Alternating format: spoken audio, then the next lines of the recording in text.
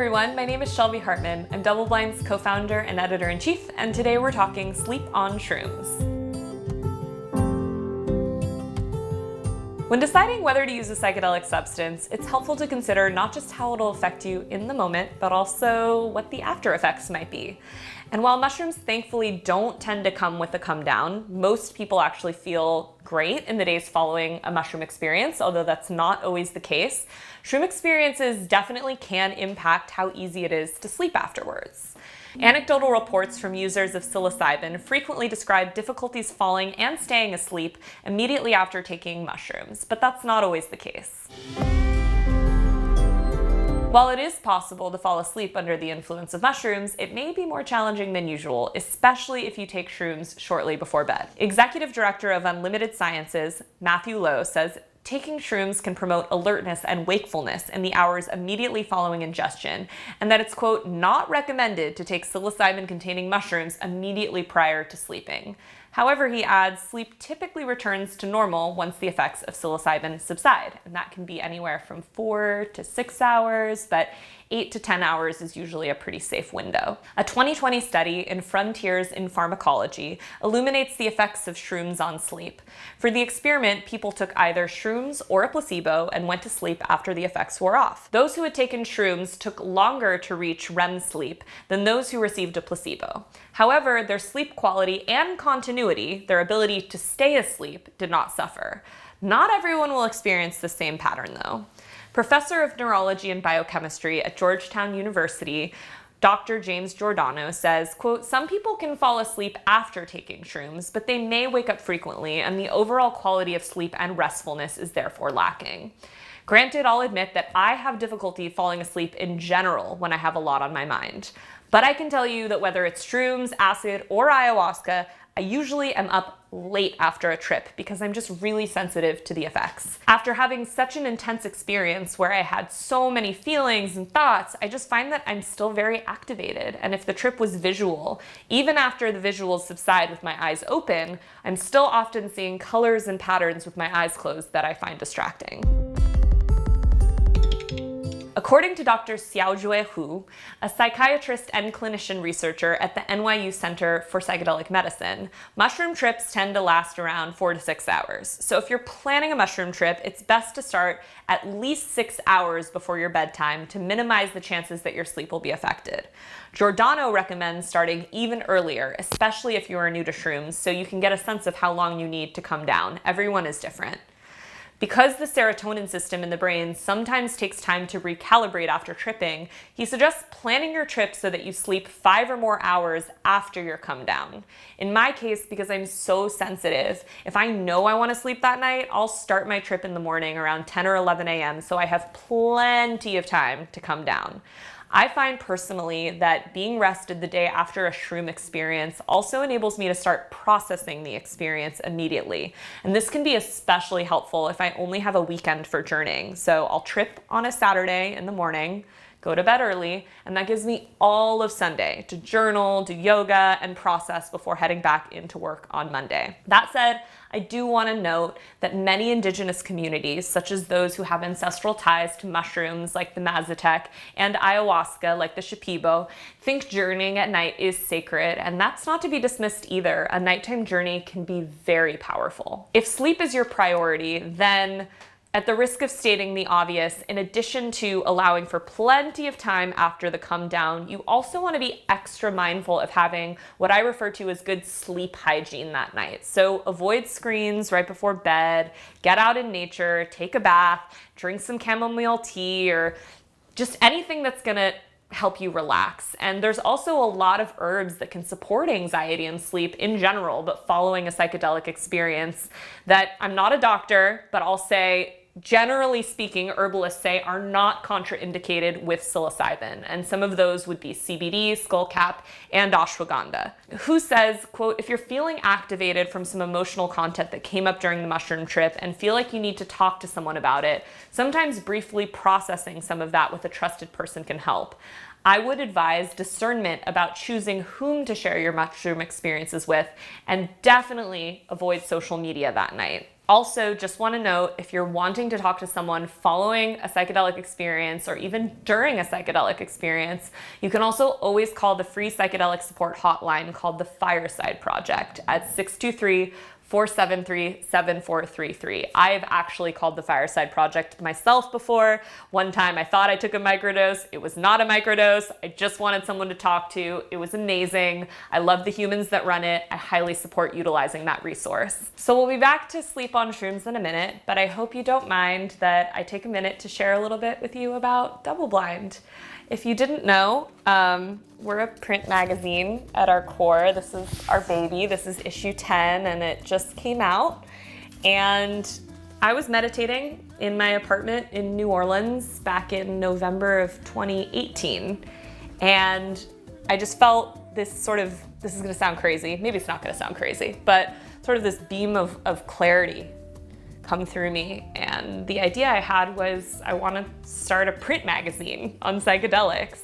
And it wasn't anything other than that. It wasn't a YouTube channel or a TikTok or all the things that we've gone on to do. I just really believed in the healing potential of psychedelics, and I wanted to give people trusted information on how to heal. And I was also looking at this moment in psychedelic history where millions and millions of dollars are coming into the industry. A lot of people, may just be seeing psychedelics. I don't want to make assumptions about their intentions, but there's some concern that some people are seeing psychedelics as kind of the next big investment opportunity, right? Whereas in my mind, they're sacred plants and fungi that have been used for thousands of years by indigenous communities to heal. And so we also wanted to do deep investigative reporting on what was happening in the industry. And I called up a bunch of friends who were writers because I'm a journalist and I'd spent my whole career as a journalist. And I was like, hey, I have this idea. I don't have any money. Do you want to do it with me? We printed the first magazine. My mom was sending the magazines out of our garage. 5 years later, here we are. And it's just grown organically, and it's grown into such a beautiful community. And I feel so blessed to have been able to walk this path, but it hasn't been easy. Running an independent print magazine in the 21st century is kind of a crazy thing to do.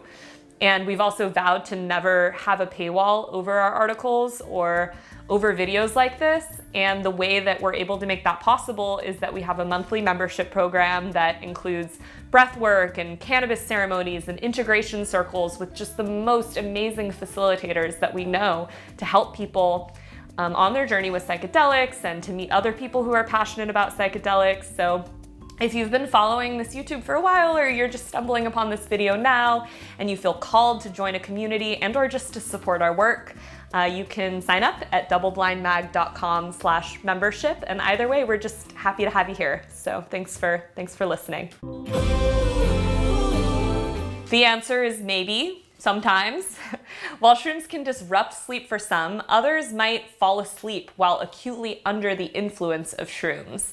Some facilitators I know jokingly call this a very expensive nap if you are paying a facilitator to sit with you while you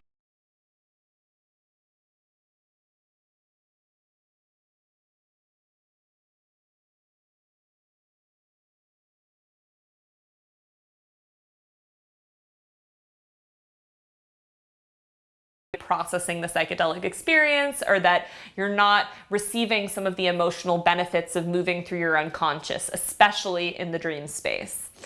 In addition, some people report improved sleep after microdosing mushrooms. That's not something that I've tried. I think most people microdose mushrooms in the morning to help with creativity and focus and mood throughout their day, but some people have had success microdosing shrooms at night. Giordano says it may be related to psilocybin's activation of the brain's serotonin system, and that, quote, individuals who are traveling in a way that disrupts their circadian rhythm may be able to generate some benefit for their sleep-wake cycle by microdosing mushrooms because they won't be circadian desynchronized during the day. Even at higher doses, the psychological effects of mushrooms might make sleeping easier for some. Giordano told us, quote, a lot of people, once they are down from shrooms, feel relatively fulfilled, cognitively enhanced, and energized, and then that tapers into a sense of mellowness.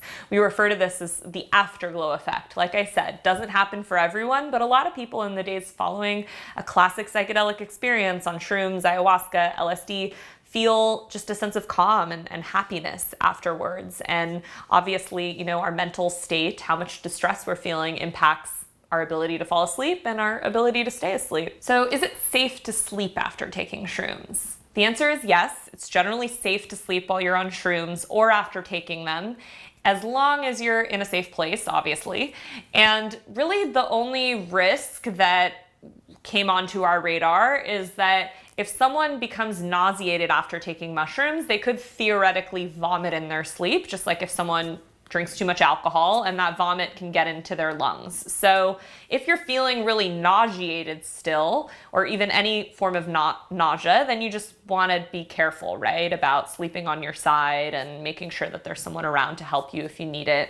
But generally speaking, when people experience nausea on mushrooms, they experience it on the come up, and then it sort of subsides as the trip unfolds. Giordano says shrooms could also potentially exacerbate sleep disorders like severe sleep apnea or sleepwalking. However, it's unlikely to be dangerous unless injuries are incurred during sleepwalking. LOL. That's probably a risk with or without mushrooms. Who says, according to various theories on psychedelics, mushrooms are supposed to lower our inhibitions to our unconscious and allow us more direct access to unconscious materials. Dreams being, quote, the royal road to the unconscious, as Freud put it, they can definitely be impacted by psychedelic experiences from mushrooms. Themes that came up during the mushroom trip may also pop up again in your dreams. So who recommends paying attention to your dreams and possibly talking about them with a therapist or guide as a part of the integration process? There is so much more to say about dreams and integration and therapy, and that's probably for another video, but really interesting stuff. Some find that their dreams are more vivid after mushroom use, and lots of people will dream in vivid colors. The imagery can be very strong, which can mean the cognitive emotions experienced with such vivid imagery can also be stronger, and this can make for more blissful dreams as well as nightmares. Someone with night terrors might want to be cautious about sleeping soon after taking shrooms, as their dreams may become scarier due to psilocybin's rebound activating effect on the brain's norepinephrine system. While there isn't a lot of research on this topic, there are also some anecdotal reports of people experiencing lucid dreams, where you know you're sleeping and have control over your dreams after taking mushrooms. The effects of shrooms on sleep appear to be pretty short-lived, although there's not really any research on this. Still, for some, it may be possible for excessive psilocybin use to disrupt sleep in the long term due to dysregulation of the serotonin system, which can affect the availability of melatonin in your brain.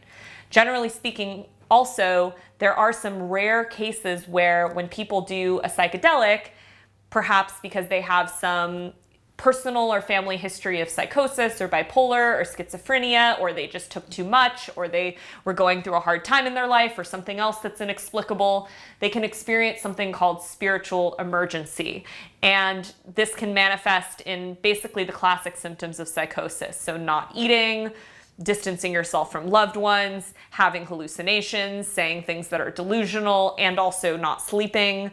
If you observe this in yourself or in anyone that you love, definitely time to get a professional involved. And there are a lot of really incredible people now who are specializing in what's called psychedelic integration therapy. So if you or a loved one goes to a therapist that doesn't have experience with psychedelics, then they might not fully understand what's happening and might not be able to properly support you or whoever that person is. So FYI. If you find yourself having difficulty sleeping after repeated use of mushrooms, Giordano recommends taking at least 10 days off of them and seeing if your sleep improves. This would probably just be if you have a regular microdosing practice.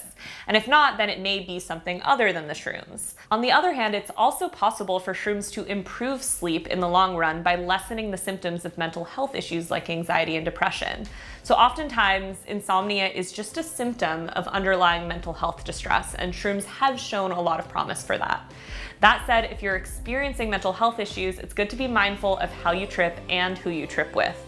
At Double Blind, we work with a number of therapists who we trust, who can help people prepare for and process their psychedelic experiences, and we're here to support you as best as we can. For more information like this, subscribe to this YouTube channel or check us out at doubleblindmag.com. Bye.